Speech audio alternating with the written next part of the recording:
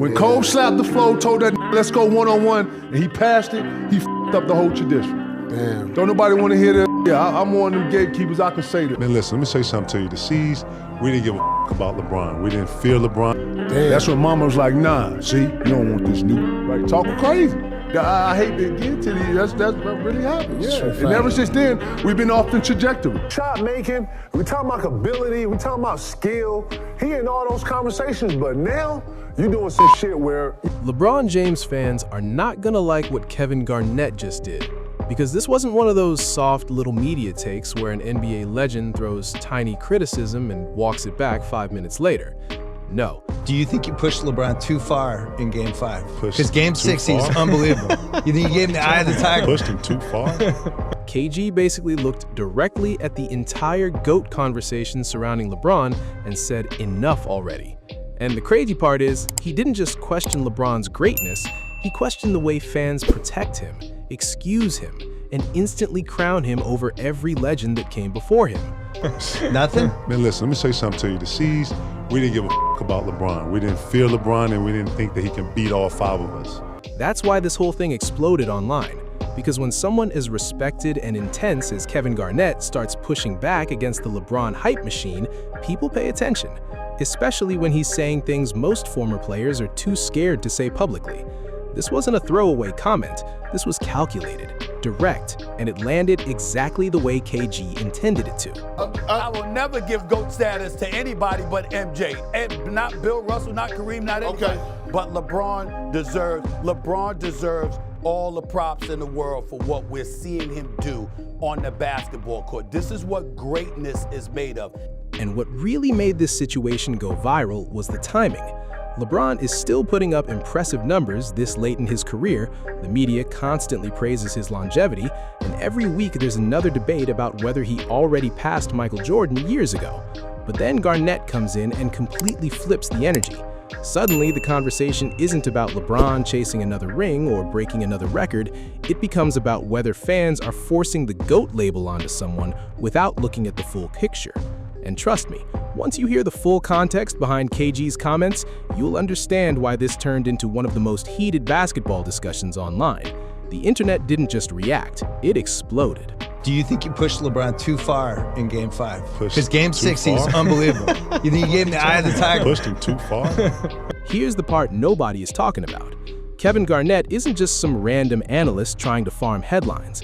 This is one of the toughest players the NBA has ever seen, a former MVP, a champion, one of the greatest defenders in league history, a guy who battled Kobe, Duncan, Shaq, Dirk, and LeBron himself during one of the most physical eras basketball. He's not speaking as a media personality. He's speaking as someone who actually lived through multiple basketball eras and competed against the absolute best of them.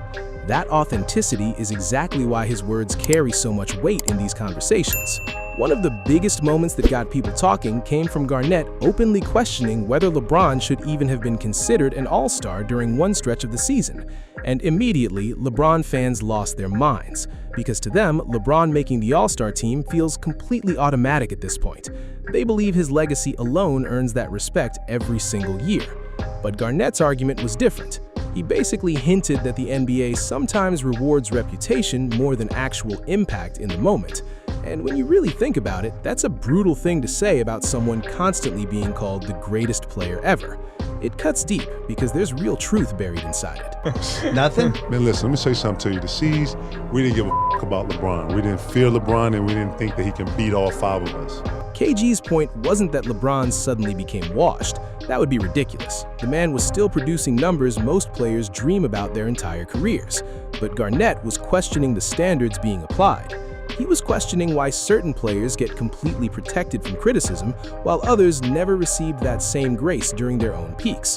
Because during Garnett's era, if your team was struggling or your energy dropped even slightly, the media came after you immediately. There were no excuses. No, he's still great for his age narrative. You either dominated or you got criticized publicly. Simple as that. No exceptions were made for anyone. And this is where it gets dangerous. Because once you open the door to questioning LeBron's GOAT status, fans start bringing up everything people usually choose to ignore. Finals losses, super team accusations, the Miami move, the bubble championship debate, the fact that Michael Jordan never lost in the finals, the fact Kobe fans still believe his mentality and competitive drive were simply tougher. Suddenly, the conversation gets deeply uncomfortable really fast. That's exactly what happened after Garnett's comments started circulating online. People weren't just debating basketball anymore.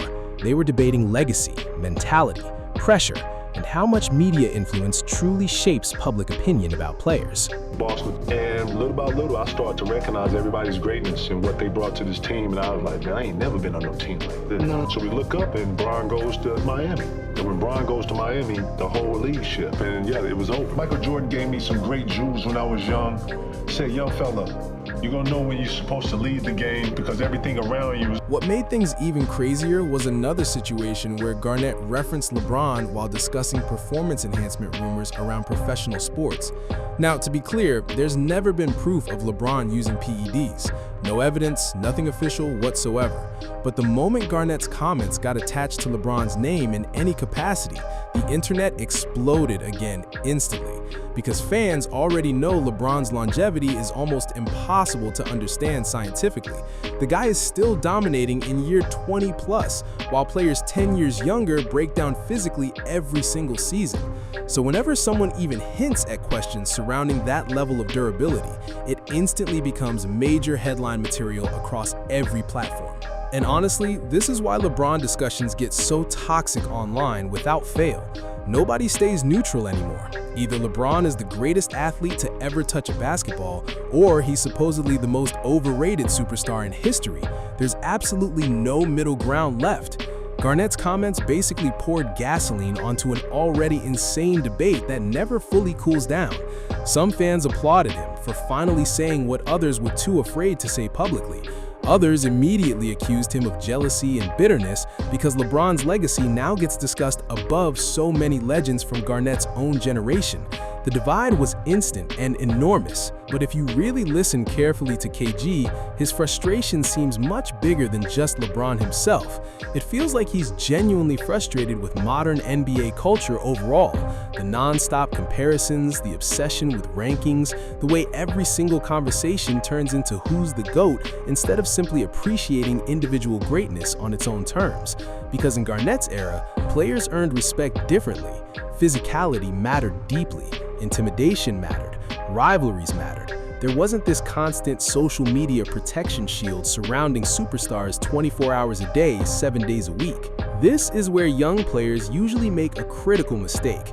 They think basketball greatness is only about statistics and highlight reels, but older legends like Garnett care about something completely different: presence, fear, dominance, the emotional control a player had over entire arenas full of people. And that's why Jordan still means so much to players from Garnett's generation. Jordan didn't just beat teams on the scoreboard, he mentally destroyed them before the game even started. Kobe carried that exact same terrifying aura. Garnett himself carried that same suffocating intensity every single night. So when LeBron gets called the GOAT mainly through accumulated numbers and remarkable longevity, some former players quietly push back hard because they value completely different qualities and greatness. I will never give GOAT status to anybody but MJ. And not Bill Russell, not Kareem, not anybody. Okay. But LeBron deserves all the props in the world for what we're seeing him do on the basketball court. This is what greatness is made of. And honestly, that's why this debate will probably never end in our lifetime, because different generations measure greatness through entirely different lenses. Younger fans grew up watching LeBron dominate every single aspect of basketball for 2 full decades straight. To them, seeing someone average elite numbers at nearly 40 years old feels genuinely unreal. They see the all-time scoring record, the finals appearances, the positional versatility, and they believe the debate should already be completely settled. But older players still prioritize killer instinct, perfect finals records, and cultural impact in ways that pure statistics can never fully capture or explain. LeBron supporters immediately fired back with everything they had: career averages, playoff records, longevity, leadership. They argued Garnett never carried teams the way LeBron carried entire franchises for decades. They brought up championships, MVPs, and the sheer remarkable consistency LeBron maintained across more than 20 years of elite basketball. And honestly, those arguments are fair and powerful too, because no matter which side you stand on, LeBron's career accomplishments are absolutely ridiculous by any reasonable measure. Even his harshest critics usually admit that reluctantly. Garnett probably knew exactly how people would react before he even opened his mouth publicly. He knew LeBron fans would immediately call him bitter and jealous. He knew sports shows would debate his comments for days without stopping, but he said it anyway, with zero hesitation. That tells you everything about KG's character, because most former players carefully soften their LeBron criticism specifically to avoid the massive online backlash. Garnett didn't do that at all. He came in with the exact same aggressive, emotional, and completely unapologetic energy he brought every single night as a player. Still, Garnett's comments created one enormous question nobody can honestly ignore anymore. Are fans moving too quickly to completely shut down all criticism of LeBron? Because whether you believe he's the GOAT or not, basketball debates are supposed to include honest criticism. Jordan gets criticized constantly, Kobe gets criticized, Magic, Bird, Shaq, Duncan, Curry, every single legend gets criticized regularly. That's the nature of competitive sports discussion. But sometimes with LeBron, the emotional reaction becomes so overwhelming that even reasonable, thoughtful questioning feels completely off limits to his devoted fan base online. Maybe that was Garnett's entire point from the very beginning, not to personally disrespect LeBron directly, but to boldly challenge the suffocating culture surrounding his legacy. Because Garnett comes from an era where respect absolutely had to be earned constantly through performance, not protected endlessly by passionate fan bases living on social media. Here's the real question nobody can answer universally. What matters more in basketball history? Perfect dominance at your absolute peak, or unmatched greatness sustained remarkably across 2 full decades?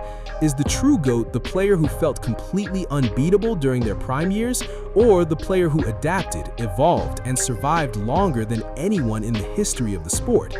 That's the debate Garnett just threw gasoline on again. And trust me, sports fans everywhere are going to be screaming passionately about this one for a very long time.